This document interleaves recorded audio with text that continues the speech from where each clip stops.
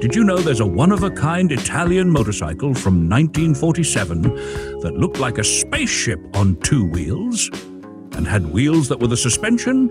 Yeah, you heard that right. Ladies and gentlemen, have you ever looked at a motorcycle and thought, wow, this looks like a space capsule had a baby with a fish and then enrolled it in design school run by aliens? No? Then you've clearly never met the 1947 Moto Major 350. The only motorcycle in the world that looks like it should come with its own soundtrack by Ennio Morricone and be driven by a Bond villain with a pilot's license. I'm Timmy, your guide to weird wheels and wacky engineering, and this is Timmy Tiny Wheels. Before we start our descent into this Italian fever dream, smash that subscribe button like you're trying to wake up your lazy neighbor from his nap on the hood of a Fiat 126.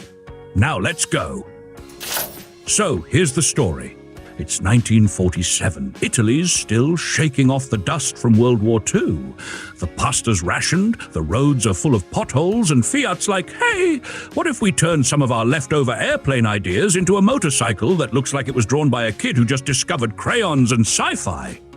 Enter Salvatore Maiorca, an aeronautical engineer from Piedmont with dreams bigger than the average scooter seat. He used to build landing gear for planes. Now he's building motorcycles that look like they are landing gear. Fiat, being Fiat, says, sure, Salvatore, here's a bunch of metal and some aviation nerds, go nuts! Backed by Air Italia, the aerospace arm of Fiat, and powered by optimism, espresso, and leftover war aluminium, the Moto Major 350 was born in the labs of Turin. It debuted at the 1947 Milan Spring Fair, and legend has it people didn't know whether to ride it, salute it, or sacrifice a goat to it. Salvatore didn't work alone. He teamed up with Angelo Blatto, an engine wizard from the 1920s and 30s who made motors for brands nobody remembers but sound cool on a resume. Quaikler, Augusta, OMB, you know, your grandpa's favorite forgotten brands. And the goal? Simple. Create the motorcycle of the future, one that would make regular bikes cry into their oil pans. A two-wheeled dream machine for progressive riders and car owners who are one pothole away from giving up their Fiat Topolino. Okay, now let's talk specs, because even if this thing looks like a giant sardine can with handlebars, it's still got some serious mechanical meat under the tin. The engine was a 349.3cc vertical single-cylinder four-stroke, not huge, but enough to get you across town and into someone's sci-fi novel. It had a turned steel cylinder, an aluminium head, and put out 14 horsepower at 5,200 revolutions per minute. I know, not exactly a rocket, but for 1947, that was like giving a Vespa a gym membership. It used a Del Orto carburetor, a battery coil ignition, and get this, it had forced air cooling by a fan mounted to the crankshaft. That's right, they literally stuck a fan on it like it was a ceiling fan with a job interview. That idea came straight from Aviation and probably confused every mechanic from Naples to Naples, Florida. Transmission? We're talking 4-speed foot shift with a dry multi-plate clutch and a shaft drive with bevel gears. No chains, no belts, no whining, just straight up, I'm an airplane in disguise energy. And yes, the Kickstarter was removable, because nothing screams elegance like popping off your leg lever and tossing it in your jacket pocket like a magician. Now for the suspension, or rather, the lack of it.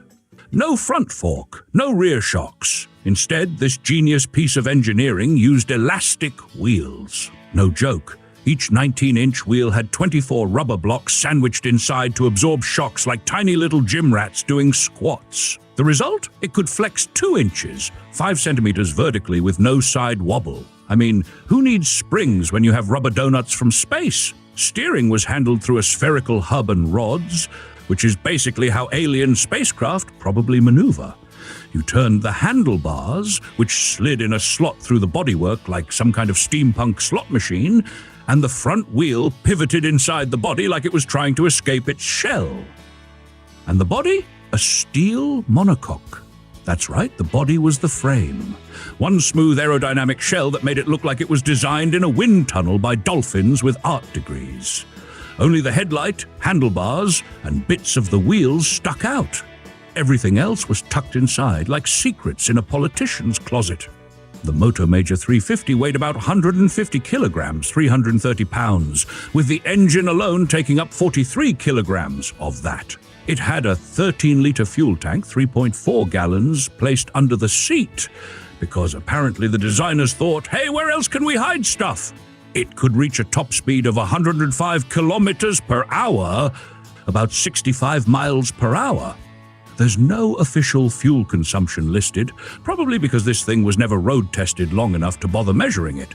It was too busy being gawked at on display stands like the Mona Lisa of moto weirdness. And only one was ever made. Just one. No production run, no second prototype. It was the unicorn of motorcycles, and unlike my neighbor's crypto project, this one actually existed. I'll be honest, I think the Moto Major 350 deserves some love. Sure, it looked like a rejected submarine missile and had tires made of trampoline parts. But you can't deny the sheer courage it took to build a machine like this in a world where people were still rebuilding houses. It may not have become the future of motorcycles, but it absolutely was the dream of one man with aviation fever, post-war ambition, and a screw loose in all the right places. Thanks for watching Timmy Tiny Wheels. Like, subscribe, and hit the bell before your Wi-Fi cuts out like my neighbor's common sense.